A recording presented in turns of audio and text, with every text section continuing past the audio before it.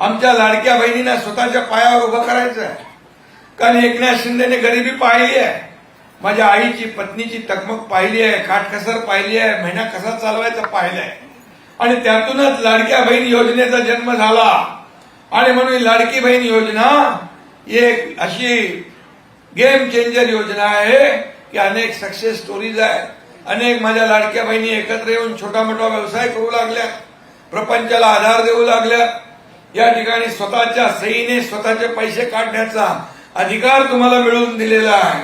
आणि त्यामुळे हा गेम चेंजर ही योजना सगळ्यात आवडती योजना माझी कुठली असेल मुख्यमंत्री पदाच्या कारकिर्दीतली तर लाडकी बहीण योजना.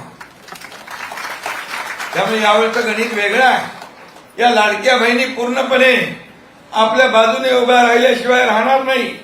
जसं विधानसभेमध्ये चमत्कार घडवला, अनेक लोकांना वाटलं की महाविकास आघाडीचं सरकार येईल, सगळी पदं वाटून घेतली होती. इथल्या लोकांनी वाटलं होतं, इथल्या लोकांनी पदं वाटली होती, भले यांचं टांगा पलटी होईल, पण टांगा पलटी समोरच्यांचा झाला, घोडे फरार झाले. आणि आता इथं काय काय काय लोक येतात, भव्या मव्या काय सगळे एकत्र येतात काय.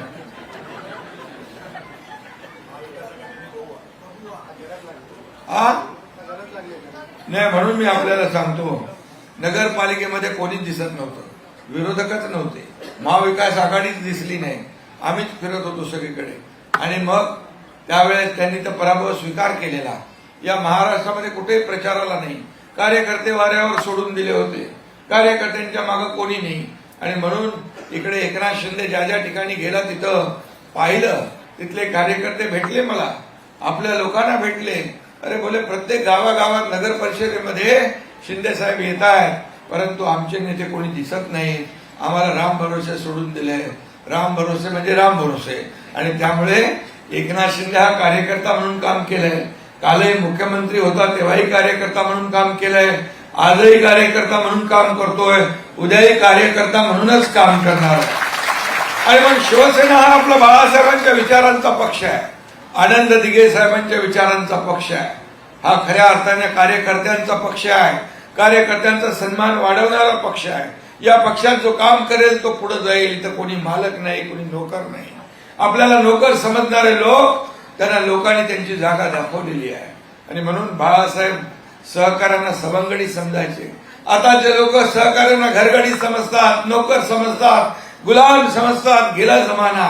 आता तुम्ही ही सर्व जनता जनार्दन मालक आहे, आपण सेवक आहोत, आपण विश्वस्त आहोत, ही बसलेली जनता मालक आहे. आणि म्हणून ही तुम्हाला उचलेल वरती आणि केव्हा आपटेल ते कळणार नाही.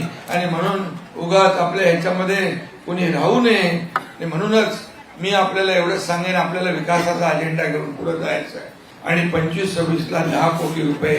आणि या ठिकाणी अनेक निर्णय आपण घेतले. कोणी काहीतरी काय कुठली क्लिप फिरवतात ते शिकायत का मौका नहीं दूंगा, शिकायत का मौका नहीं दूंगा. मी कधी कारण देत नाही. No reason on the spot decision. म्हणून मी आपल्याला सांगतो, मी जे बोलतो ते करतो. आणि म्हणून आता वर्सोवा ते भाईंदर ते विरार हा सीलिंग आपण करतोय. यामुळे तुम्ही अतिशय वेगवान पद्धतीने या ठिकाणी MMRDAच्या माध्यमातून अनेक प्रकल्प आपण मार्गी लावलेत, ते मंजुऱ्या झाल्यात. त्याला देखील फ्लायओव्हर आहेत, रस्ते आहेत, इतर सोयी सुविधा आहेत, त्या देखील देण्याचं काम आपण या ठिकाणी करणार आहोत. आणि म्हणून आपण काम करणारे लोक आहोत, फक्त बोलणारे नाही. आणि म्हणून तुम्हाला खऱ्या अर्थाने गेल्या अनेक वर्ष विकासापासून वंचित राहावं लागलं. अनधिकृत चाळी आहेत, त्याचं रेग्युलायझेशन करायचं आपल्याला, त्या नियमित करायच्या आहेत, त्या शास्ती दंड माफ करायचा आपल्याला, तो देखील नगर विकास विभागाच्या माध्यमातून माफ केला जाईल. हे देखील मी या ठिकाणी सांगू इच्छितो.